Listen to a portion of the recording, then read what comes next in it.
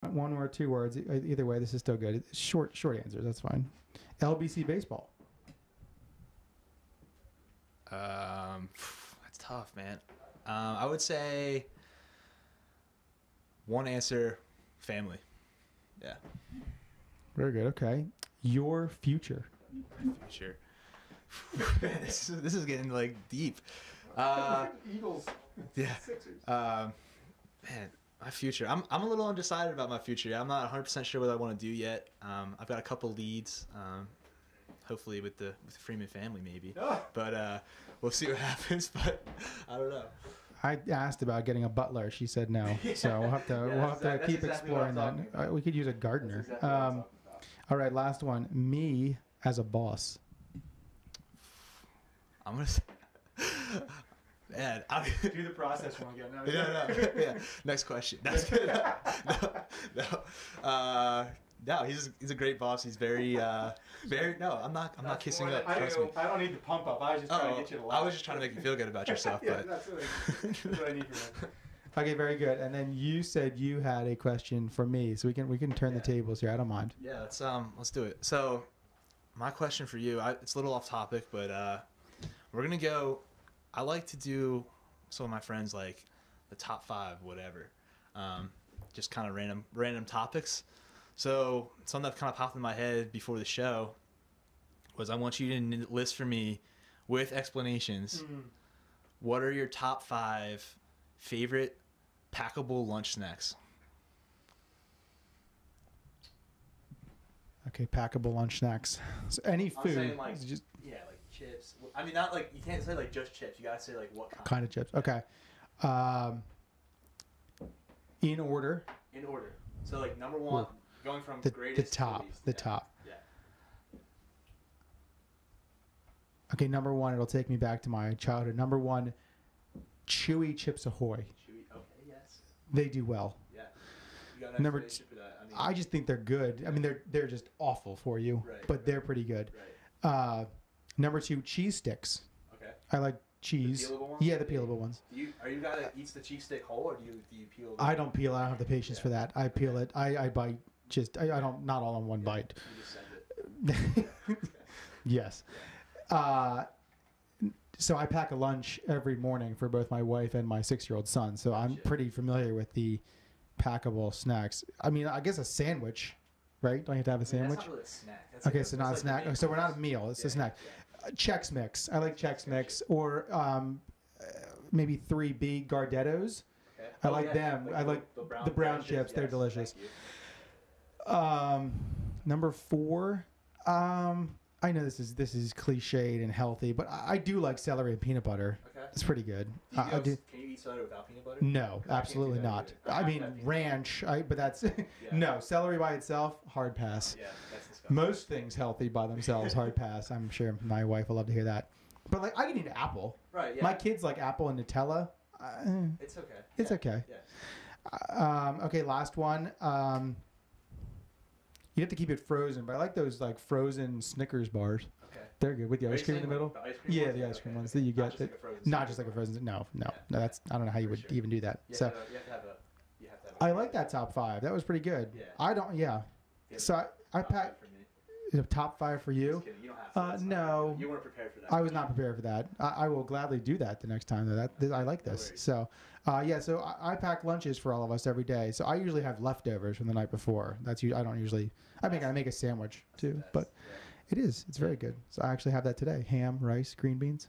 Okay. Yeah. I'll mess with that. You like that too? What do you like that too? JJ's eating a cheesesteak. Yeah.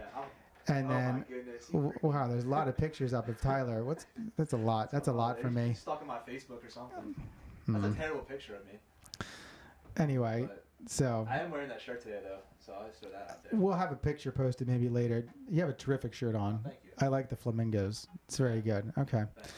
All right. Anything else from you, Tyler? I just have a few more things to do on the podcast. What else can we get for you here? Anything? No? Looking forward to the year? I'm really looking forward. Still relieving or any spot starts in there? I'm hoping to, yeah. That's been a goal of mine, to be a starter, if not spot starter. But, as of now, nothing's changed. It's hard right now because, like, we don't have a set pitching coach yet, I don't think. Sure. So it'll be interesting to see how that happens. But yeah, that's definitely a goal of mine would be to get a couple starts this year. That'd be fun. But yeah. Great. Well, thank you very much. This was good. Usually you're on the other side of the camera or whatever. Go You, to class you can now. go. You don't need to hear me signal you out. That's Thanks for fine. having me on the show. Of course, anytime. We'll have you back. We'll have to have a little further NBA discussion. Yeah, I that was like good. that. That was good. I'm not a big Sixers guy, but I like that. So that was good. Okay, very good. Well, just a few things to run down here as we end the podcast and Tyler trips over all the equipment we have here in the middle of the room. A couple of recaps from this past weekend, opening weekend here for the Chargers. The men's and women's cross-country team competed at Shippensburg University on Friday night. They actually ran under the lights. Pretty cool concept, actually. Something maybe we could look to do here at LBC in the future, having a night race. I thought that was a cool idea. So the men got ninth at the Invitational. Lots of good teams there, both from Division III. As well as some alumni teams, and Shippensburg, of course, the Division II school. Ebenezer Abebe, the freshman for the Chargers, got 30th out of 126 runners. Thatcher Crabb, fellow freshman, 31st, right behind him, and Tanner Crabb, 66th as well for the Chargers. So a good start to the season for both the men's and women's cross-country teams. Their next race will actually be here next Saturday, the 15th. They'll host the Charger Invitational. We'll have that for you here on the Chargers Sports Network. Definitely a camera at the start-finish line and possibly some things on the course as well. The field hockey team, first games since 1985. They dropped 2 games over the weekend. They played down 2 players in both games. Played well at Sweetbriar, lost 3-1. First goal of the new era, scored by Blessing Bowman. She had a goal early in the second half in the loss to Sweetbriar. They are at Morrisville State this coming Saturday before returning home next week. They will play here. I don't know if this is breaking news or not, but sounds like it's pretty affirmed now. They will play here at the Donald H. Funk Field next Saturday afternoon at 2 o'clock after the Charger Invitational. So we are ready to open the turf. It's amazing. It looks spectacular. We're so blessed to have that go from an idea, basically an idea, earlier in 2018 to groundbreaking in May to getting the trucks in here rolling in June to playing a game in September. It's unbelievable, and unbelievable blessing for not only the athletic department but all of LBC to be able to use that field for both athletic events, school events, intramurals, things like that. So just a really, really special thing, and looking forward to homecoming later in the month here on the 29th when we dedicate that field.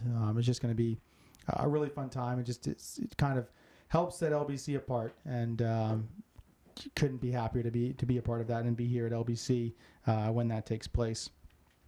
The women's volleyball team, they are 2-3 this season. They went 1-3 at the Gettysburg Battlefield Classic over the weekend, defeating Dickinson there in their final match. And then they fought back from a 2-1 deficit earlier this week on Tuesday evening down in St. Mary's, Maryland, to come away with a 5-set victory, their first 5-set win since 2016. They snapped a streak of 6 straight 5-set losses over the course of earlier this year, and then 5 last season as well. So nice to see them kind of recovering from the early 0-3 start. Now 2-3. They're at Wilkes tonight, and then they will actually be home next week. They'll host Clark Summit next Thursday at 7 o'clock here at the Horst Athletic Center, and we'll have that for you as well on the Chargers Sports Network. The men's and women's soccer teams, they got a late start to their season thanks to the torrential rains that came to Lancaster last week, so they were not able. The men's soccer team was not able to play Friday or Saturday. The women's game on Saturday was postponed as well. So I'm not sure on makeups for those. I don't believe the one will be made up. The game with Farmingdale State, they are from Long Island, so it'll be a tough game to reschedule. Possibly the doubleheader with Bryn Athyn, but we'll have to wait and see. That hasn't really been discussed a whole lot yet. Both teams started their season yesterday. The men lost to Penn State Harrisburg 3-0 here at Charger Field. Played well in spurts. Harrisburg a little deeper through the middle. Just played a little bit better in spots. And then 2 quick goals with about 25 minutes to go kind of separated the teams even further. And Nittany Lions able to come away with a 3-0 victory. The women's soccer team traveled to Rutgers Camden yesterday. Rutgers Camden scored about 4:50 into the contest, and that goal held up to be the only goal. And the Scarlet Raptors won that one 1-0. Head coach Allie Brown telling me this morning that the Chargers did play pretty well Got some good offensive chances in the first half. Had to switch a few things up due to an injury. And played a little differently in the second half and didn't get as many offensive chances, but they'll look to correct that.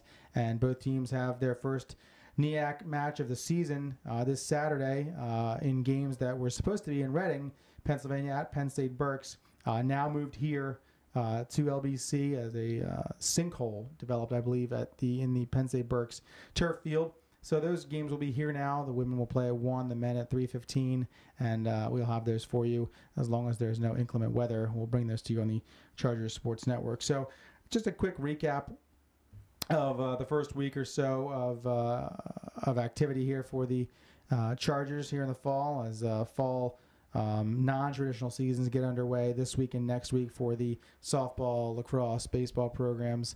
And then, of course, October 15th, we'll start with basketball practice as we head into November, which feels funny to say now, but will quickly be upon us as it usually does every fall. In addition to those games on Saturday for soccer, the women's soccer team is home next Monday as well at 4 o'clock, followed by the aforementioned women's volleyball match on the 13th, and then, of course, the cross-country meet and the field hockey game here on campus on the 15th. So you can go over to lbcchargers.com and check out all the events that are coming up. That's the best way to stay in touch with the schedule. It's the first thing that we change if there's changes to anything. And then, of course, you can always keep up with us on social media on Facebook, Twitter, and Instagram. You can just search at LBC Athletics or Lancaster Bible College Athletics on Facebook. So this is kind of what we're hoping for on most of these podcasts.